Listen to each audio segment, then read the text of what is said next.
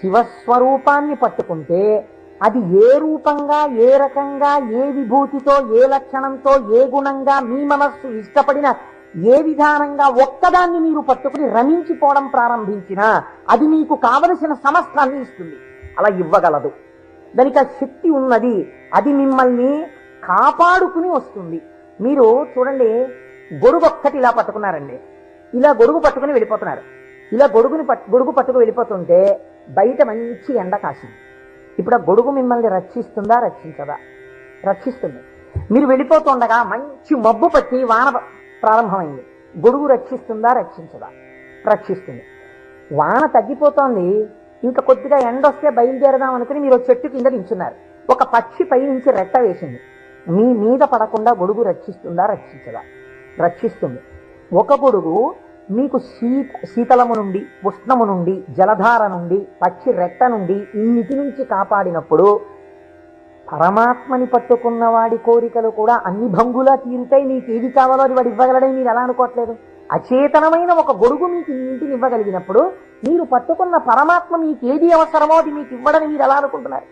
మీకు ఏది కావాలో మీరు అడగక్కర్లేకుండా మీకు తీరుస్తాడు. అది గొప్ప.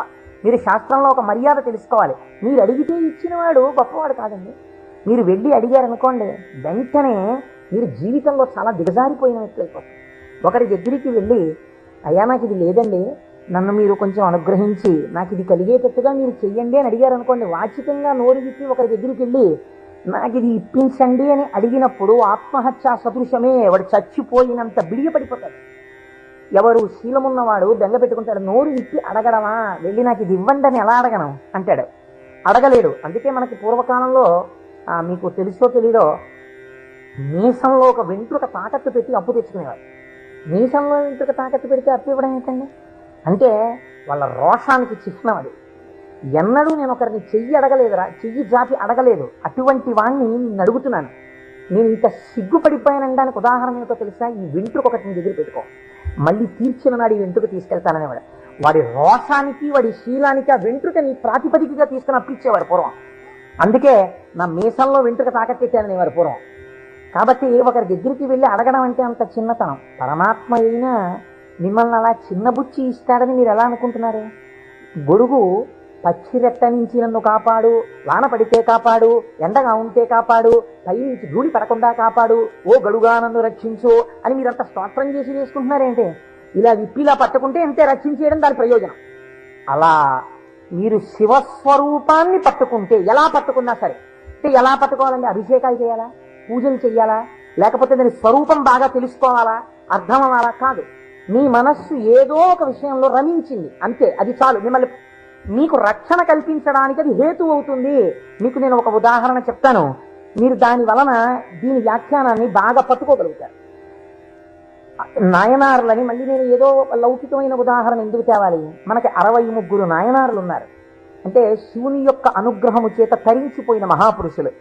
ఆ 63 నాయనారులో గుగ్గుల కలయ నాయనారు అని ఒక ఆయనకి ముందు అసలు గుగ్గుల అన్న పేరు కలపలేదు. కలయ నాయనారు ఆయన పేరు. అమృతఘటేశ్వరుడు ఉన్న క్షేత్రంలో పుట్టారు ఆయన. ఆయన పేరు కలయ. అందుకని ఈయన పేరు కూడా కలయ అని పిలుస్తూ ఉండేవారు.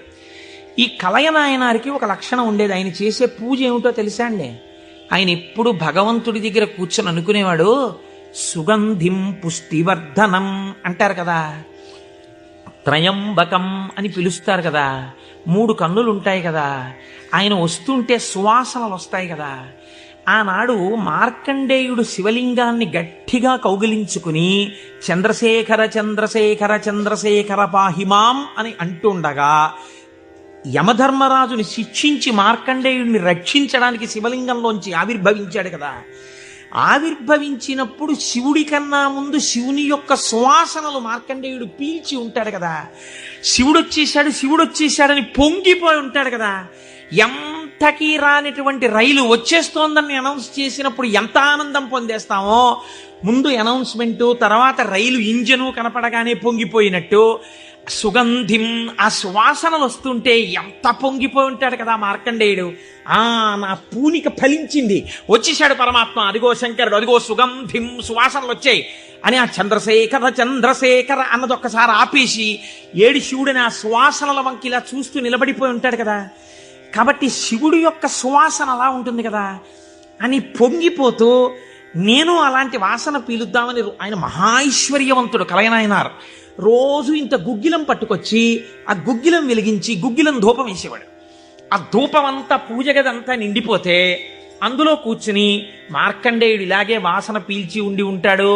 ఆనాడు అర్జునుడు గబగబా వెళ్ళి తన గాంధీవం ఎత్తి కొడుతున్నప్పుడు శివుడి దగ్గరికి వెళ్ళినప్పుడు వాసనలు ఇలాగే వచ్చి ఉంటాయి అని ఆ వాసనలు పీలుస్తూ కళ్ళు మూసేసుకుని ఇవే శంకరుడి శరీరంలోంచి వస్తున్న వాసనలు, ఇక్కడే శివుడున్నాడని రోమాంచితం అయిపోయి పరవశించిపోతూ సమాధి స్థితిలోకి వెళ్ళిపోయేలా ఉండిపోతుండేవాడు ఆయన.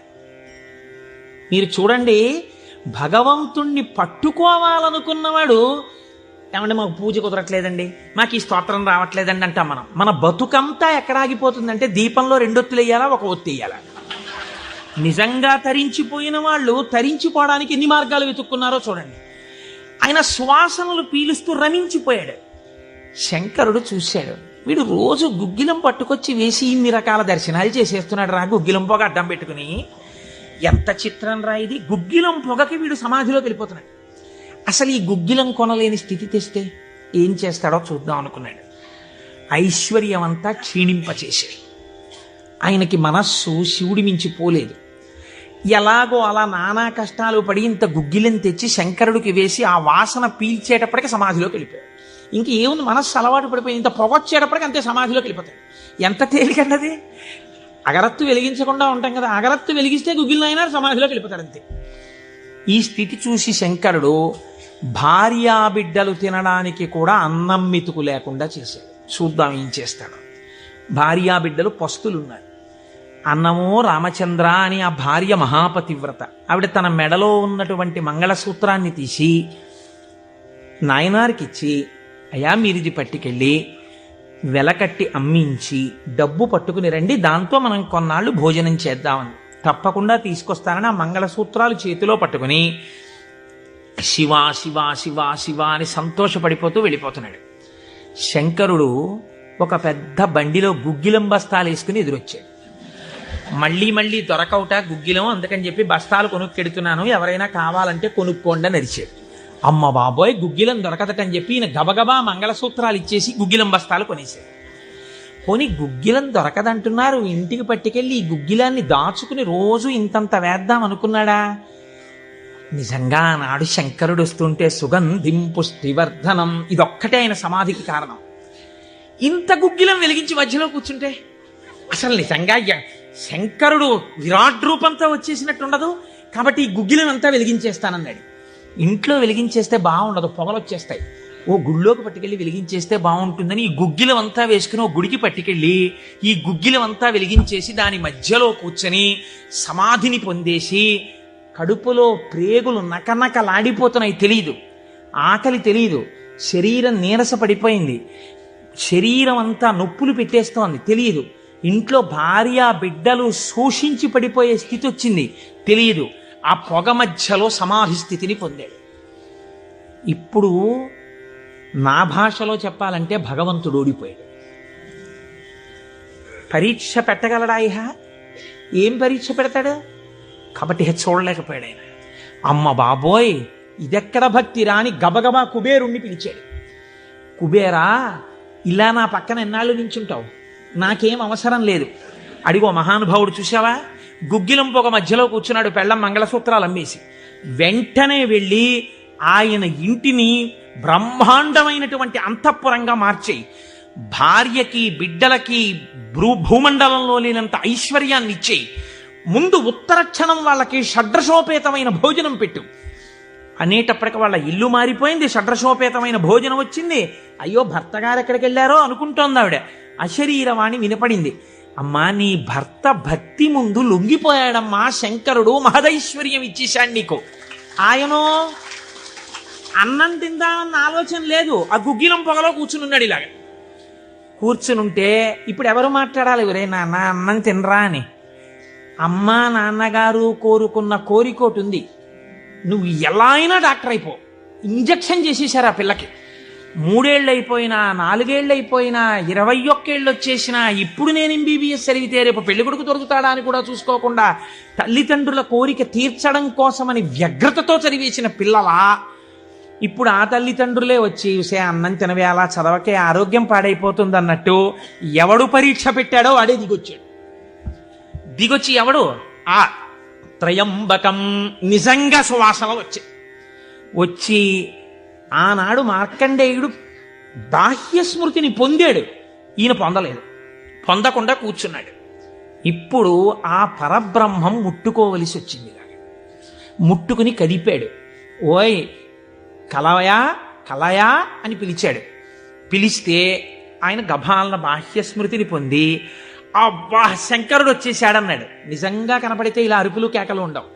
కందులంబట నీరు కారిపోతూ ఆ స్వామి పాదాల మీద పడిపోయి ఏ సుగంధిం పుష్టివర్ధనం అన్నాడో ఆ సువాసన పీలుస్తూ అలా పడిపోయి ఉండిపోయి శంకరుడు భుజాలు పట్టుకుని లేపి, ఒరే నాన్న, నువ్వు ఇంటికి వెళ్ళింత అన్నం తినరా, నా కడుపు నిండుతుంది, తొందరగా బయలుదేరరా నాయన, ఇక్కడ ఎన్ని నైవేద్యాలు పెట్టినా నాకు వంట పట్టట్లేదురా, నువ్వు ఇలా పడిపోతే తొందరగా వెళ్ళరా బాబు, నీకు ఎక్కడ లేని ఐశ్వర్యం ఇచ్చేశాను, కావలసినంత గుగ్గిలం వేసే, ముందు వెళ్ళి అన్నం తినన్నాడు. అప్పుడు ఆయన ఇంటికి వెళ్ళాడు. ఇంటికెళ్ళి షడ్రసోపేతమైనటువంటి భోజనాన్ని నాయనార్ స్వీకరించాడు. దీన్ని గుగ్గిల నాయనార్ అంటారు పెరియ పురాణంలో. ఎందుకంటే శివపురాణం చెప్పుకుంటూ నాయనార్ల చరిత్రని అనుసంధానం చేసి ఉత్తరాయణ పుణ్యకాలంలో నాయనార్ల గురించి వింటే పార్వతీ సహితుడైనటువంటి ఆ పరమశివుడు పొంగిపోయి పరవశించిపోతాడు. అందుకే లౌకికమైన ఉదాహరణలు మానేసి అవసరమైన చోట నాయనార్ల చరిత్రలే కలిపేద్దాం. ఇలా 63 మంది నాయనార్ల గురించి నేను చెప్పగలిగితే నా జన్మధన్యం అయిపోతుంది అని ఒక నాయనార్ని కలిపాను ఇవాళ. కనుక ఒకనాడు ఒక విచిత్రం జరిగింది. భక్తి అంటే ఎంత చిత్రంగా ఉంటుందో చూడండి.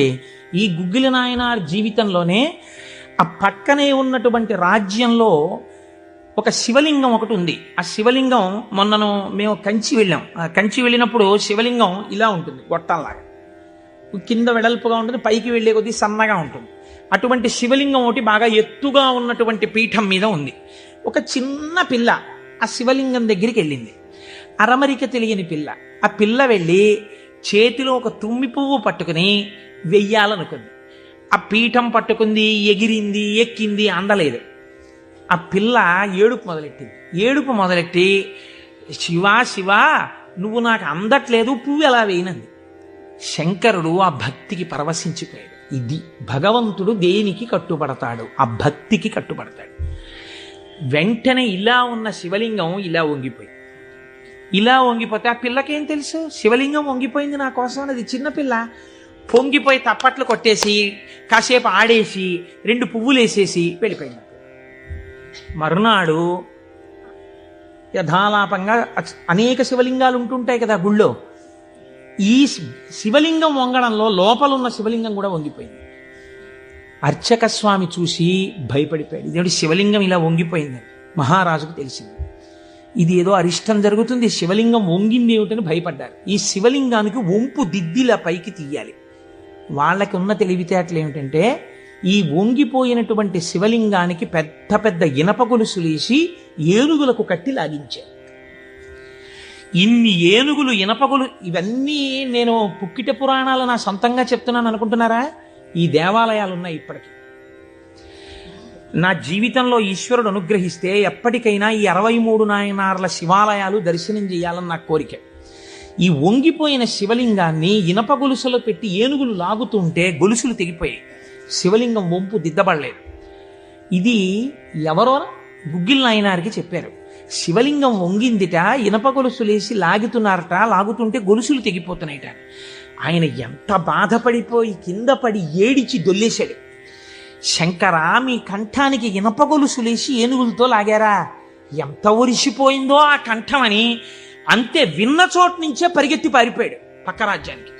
పారిపోయి గుళ్ళోకి వెళ్ళి అన్నం లేదు, నీళ్లు లేవు, ఒగరుస్తూ ఒంటి నిండా చెమటలు పట్టుకుని, ఈశ్వర మీకు జరిగినటువంటి అపరాధం నా శరీరమునకు పొందేటటువంటి ఖేదంతో పోవాలని మీ వంపు దిద్దడం కాదు, మీ వంపు దిద్దడానికి మీకు ఇనప గొలుసు లేచి లాగినప్పుడు మీ కంఠం నొక్కుకుని ఉంటుంది, ఆ శిక్ష నేను అనుభవిస్తానని ఒక గొలుసు, తన మెడలో ఉన్నటువంటి గొలుసుని శివలింగపు వంపుకేసి గట్టిగా లాగాడు. తన కంఠం ఒరిసిపోయి తెగాలని. తన కంఠం తెగలేదు, శివలింగం వంపు ఇలా పైకి లేచిపోయింది. ఆ వంపు దిద్దినటువంటి వాడు గుగ్గిల నాయన. ఇప్పుడు మీరు నాకు చెప్పండి, బ్రతికున్న నాళ్ళు గుగ్గిల నాయనారు ఏం చేశాడు డబ్బు సంపాదించడానికంటే ఎవ్వరికీ తెలియదు. ఇంట్లో పర్సులోంచి 10 రూపాయలు తీస్తే 1000 రూపాయలు మళ్ళీ ఇంకో రూపంలో వచ్చేస్తుండేవి. అంత చిత్రంగా ఆయన మహదైశ్వర్య సంపన్నుడై, అందుకే అంటారు శాస్త్రంలో, ఐశ్వర్యము కావాలన్నవాడు శివారాధన చెయ్యాలి. శివారాధన అపారమైన ఐశ్వర్య హేతువు. అందున దక్షారామం లాంటిదైతే గొప్ప భోగస్థానం కూడా. అంత ఐశ్వర్యంతో జీవిస్తూ శివభక్తిని విడిచిపెట్టలేదు. శివభక్తితో ఐశ్వర్యంలో ఉన్నాడు.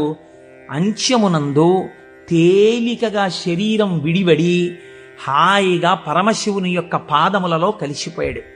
ఇప్పుడు మీరు చెప్పండి, అమరకోశంలో మహానుభావుడు అమరసింహుడు శివశబ్దానికి సజ్జనుల యొక్క మనస్సు రమించేటటువంటి స్వరూపము కలిగిన వాడు అని శివశబ్దానికి అర్థం చెప్పడంలో ఎంత గంభీరమైన అర్థం ఉందో మీరు చూడండి. శివశబ్దము సజ్జనుల యొక్క మనసు రమించు స్థానము. ఎలా రమిస్తుంది, దేనివల్ల? దానికి ఈ కారణం ఆ కారణం అని చెప్పడం కుదరదు. మీకు మనస్సుంటే, భక్తి ఉంటే ఒక్క కారణం చాలు. ఏదో ఒక కారణంతో శివుని యందు మనసు రమిస్తే వాడికి సమస్తమైనటువంటి ఐశ్వర్యము కలుగుతుంది. ఇహము నుండి పరము వరకు, మోక్షము వరకు పొందగలడు. కాబట్టి అటువంటి స్థితిని ఇయ్యగలిగినది. 3వ నిర్వచనంలో అంటారు, చేతే సజ్జన మనస్వితివా. సాధువుల యొక్క మనస్సు యందు తానుండువాడు. ఇప్పటి వరకు సాధువులు తమ మనస్సు శివుని యందు పెట్టారు. ఇప్పుడే స్థితి కెడతట. ఇదే భృంగీచ్ఛా నటనోత్కట కరిమదగ్రాహి స్ఫురన్మాధవా హ్లాదో నాదయుతో మహాసితవపు పంచేషు బాణాధృత సత్పక్ష సుమనోవనేషు నపునః సాక్షాన్మదీయే మనోరాజీవే భ్రమరాధిపో విహరతాం శ్రీశైలవాసీ విభుహో అని పిలుస్తారు శంకరాచార్యులు వారి శివానందలహరిలో.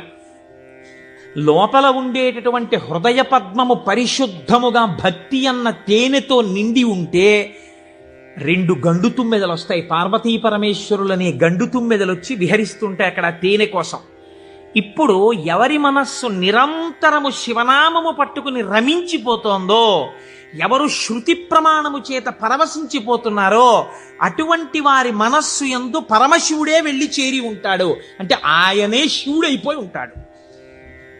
ఇది నోటితో చెప్తే చాలామంది అందుకుని ఉంటారు, కానీ నేను దీనికి కూడా ఒక ఉదాహరణ ఇచ్చే ప్రయత్నం చేస్తాను. చంద్రశేఖర పరమాచార్య స్వామి వారికి నడిచే దేవుడు అని పేరు. మహానుభావుడు, ప్రాతస్మరణీయులు. మొన్నట్నే మేము కంచి కామకోటి పీఠానికి వెళ్ళి స్వామివారి బృందావనం దగ్గర ప్రణిపాతం చేసి వచ్చాం. ఆ సమాధి అన్నమాట వాడరు పెద్దలు. సన్యసించినటువంటి వారిని సమాధి చేసిన చోట పైన తులసి కోట పెడితే బృందావని మీరు పిలవాలి. ఇది బృందావనం అండి, చంద్రశేఖర పరమాచార్య స్వామి వారి బృందావనం అనాలి. అలా కాకుండా సమాధి మీద శివలింగం ఉంటే బృందావనం అనకూడదు, అధిష్టానము అనాలి. ఇది రమణ మహర్షి యొక్క అధిష్టానం అండి అనాలి. రమణాశ్రమంలోకి వెళ్ళారనుకోండి, మీరు ఇది రమణ మహర్షి సమాధనో రమణ మహర్షి బృందావనమనో మీరు ఉచ్చరిస్తే మీ యందు దోషం పడుతుంది. అలా అనకూడదు. ఇది రమణుల అధిష్టానము అని పిలవాలి. ఎందుకంటే దాని మీద శివలింగం ఉంటుంది కనుక. అటువంటి బృందావనం చంద్రశేఖర పరమాచార్య స్వామి వారి బృందావనం దగ్గర మేము మొన్న ప్రణిపాతం చేసి వచ్చే అదృష్టాన్ని పరమాచార్య స్వామి మాకు అనుగ్రహించారు. పరమాచార్య స్వామి ఒక మాట చెప్పుకుంటూ ఉండేవారు. ఆయన అనేవారు, నాకు ఎప్పుడైనా చీకట్లో వెడుతున్నప్పుడు ఒక విగ్రహాన్ని చూస్తే నా బాధ్యత నాకు గుర్తొస్తుందనేవారు. ఇదండి రమించడం అంటే, ఇది శివుడంటే. మామూలుగా మాట్లాడడం, ఇలా ఉపన్యాసాలు చెప్పడం గొప్ప కాదు. రమించిన హృదయంలోంచి అటువంటి మాట రావడం ఆ వ్యక్తి యొక్క స్థితిని చూపిస్తుంది. పరమాచార్య నడిచి వెళ్ళిపోతుండేవారు. తెల్లవారుజామున 3 గంటలకి వారు నడిచి వెళ్ళిపోతున్నారు. ఒకసారి నడిచి వెళ్ళిపోతుంటే ఒక ఊరి మధ్యలో ఒక కోటు వేసుకున్నటువంటి ఒక వ్యక్తి, వాడెవరో ఒక రాజకీయ నాయకుడు, ఆయన యొక్క శిలా ప్రతిమ ఒకటి ఉంది. పరమాచార్య నిలబడి ఒక నవ్వు నవ్వారు. పరమాచార్య నవ్వారంటే దానిలో ఏదో అర్థం ఉంటుంది. ఆయనతో ఆనాడు అంతేవాసులై దగ్గరగా నడిచినటువంటి శిష్యులున్నారే, వారు అదృష్టవంతులు కనుక వారు దగ్గరగా వెళ్ళి నిలబడ్డారు. ఎందుకు నవ్వారు అని అడగరు కదా. వారు నవ్వి అన్నారు, దీన్ని చూస్తే నాకేం జ్ఞాపకం వస్తోందో తెలుసా, నా బాధ్యత జ్ఞాపకానికి వస్తోంది అన్నారు. అదేమిటండి ఆ విగ్రహానికి మీకు సంబంధం ఏమిటి అనుకున్నారు విన్నవాళ్ళు. ఆయన అన్నారు, ఈ విగ్రహంలో ఉన్న వ్యక్తి తెల్లవారుజామున 3 గంటలకి ఇలాగే కోటేసుకుని నిలబడి ఉండేవాడా అని అడిగారు. అప్పుడు 3 కదా అయింది టైం. తెల్లవారుజామున 3 గంటలకి ఆ విగ్రహంలో ఉన్న వ్యక్తి ఎవరు ఉన్నాడో ఆయన అలా కోటేసుకుని నిలబడ్డ కదా. లేకపోతే బహుశः ఇప్పుడు మనం 3ంటికి చూసాం, ఈయన రాత్రి 1 గంటకు కూడా ఇలాగే కోటేసుకుని ఉండుంటాడు. అంటే రాత్రి 1 గంటకు కూడా ఈయన బతికున్న రోజుల్లో కోటేసుకుని ఉన్నాడా? లేడు. కానీ కోటేసుకున్నటువంటి వ్యక్తిని అందరూ చూశారు బయట. ఆయన బయటకు వచ్చినప్పుడు ఎక్కువగా కోటుతో బయటకు వచ్చేవాడు. కాబట్టి ఇప్పుడు ఆయన్ని చూడగానే రాత్రి చూసినా, పగలు చూసినా, ఉదయం చూసినా, సంధ్యవేళ చూసినా ఆయన జీవితంలో సాధించిన విషయాలు జ్ఞాపకానికి వచ్చి అందుకు ఆయనకి ఇటువంటి శిలాస్తూపం పెట్టారు అని జ్ఞాపకానికి వస్తుంది. నేనెవరో తెలుసా? పరమాచార్య చెప్పిన మాట. నేను కూడా ఇలా దండం పట్టుకుని కమండలం పట్టుకుని నడిచి వెళ్ళిపోతుంటే భారతదేశమునకు 4 చెరగుల మళ్లీ అవైదికమైన మతములు ప్రవేశించకుండా 4 పీఠములు పెట్టి చంద్రమౌళీశ్వరారాధన ఏర్పాటు చేసినటువంటి మహాపురుషుడైన శంకరాచార్య స్వామి వారి ప్రతిబింబంగా ఆ శిల తన జీవితాన్ని జ్ఞాపకం చేస్తే శంకరులని జ్ఞాపకం చేసి నడుబడిని నేర్పడానికి ఈ రూపంతో మేం తిరుగుతున్నాం. మా నడుబడి ఎంత జాగ్రత్తగా ఉండాలో చూడండి అని పరమాచార్య ఆ స్తూపాన్ని చూసి చెప్పుకున్నారు. ఎంత భక్తో చూడండి నిజంగా వారిది. వారు ఒకనాడు శ్రీశైలం వెళ్ళారు. వెళ్ళినప్పుడు హటకేశ్వరంలో శంకరాచార్య స్వామి వారు తపస్సు చేసినటువంటి ప్రదేశం ఉంది. వారు ఆ హటకేశ్వరం దగ్గరికి వెడుతూ ఆ తపస్సు చేసిన ప్రదేశం దగ్గరికి ఒక సంస్కృత పండితుడిని పిలిచి వారు సంస్కృతంలోనే మాట్లాడుతుండేవారు. ఆయన అన్నారు, చాలా కాలం మఠాన్ని నిర్వహించాను. 13 సంవత్సరాల ప్రాయంలో సన్యసించారు మహానుభావుడు. చాలా కాలం మఠాన్ని నిర్వహించాను. ఉత్తర పీఠాధిపతిని నిర్ణయించాను. జయేంద్ర సరస్వతి స్వామి వారిని ఉత్తర పీఠాధిపతిని చేశాను. ఆయనకి కావలసినటువంటి పరిణితి ఏర్పాటు చేశాను. నాతో పాటు ఎన్నో ప్రదేశాలకి తీసుకెళ్లాను. మఠ నిర్వహణ యందు ఆయనకి కావలసినటువంటి శక్తియుక్తులను గరపాను. ఇంకా ఎంతకాలం ఆ మఠ నిర్వహణ చేస్తూ ఉండను? శంకర భగవత్పాదాచార్య స్వామి ఏ హటకేశ్వరంలో తపస్సు చేశారో నేను ఇంకిక్కడ ఉండిపోయి ఈ హటకేశ్వరంలోనే తపస్సు చేస్తూ ఉండిపోతాను. చాలు, జయేంద్ర సరస్వతి చూస్తారు మిగిలినటువంటి మఠ వ్యవహారాలన్నీ అన్నారు. పరమాచార్య నోటి వెంట ఒకసారి ఒక మాట వస్తే వెనక్కి తిప్పడం అంత తేలిక.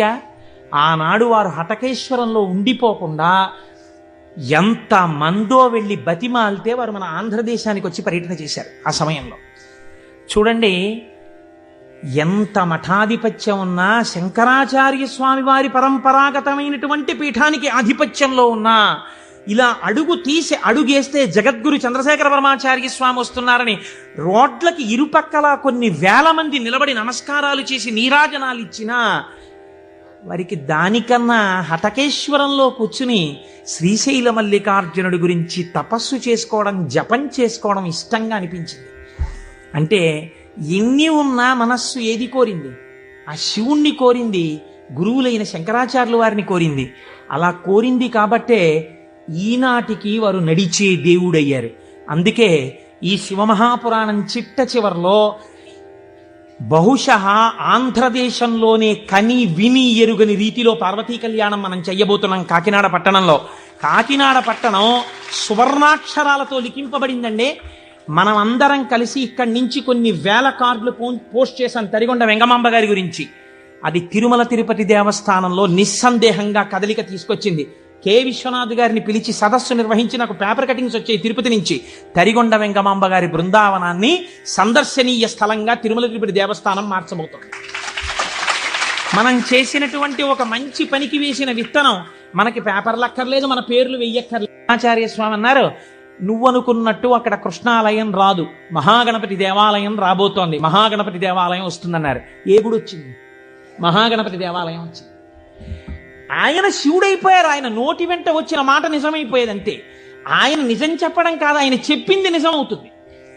ఈ స్థితిని పొందడం, శివుడే ఆయన యందున్నాడు, తాను శివుడై ఉన్నాడు, ఎన్ని మెట్లెక్కుతున్నాడో చూడండి.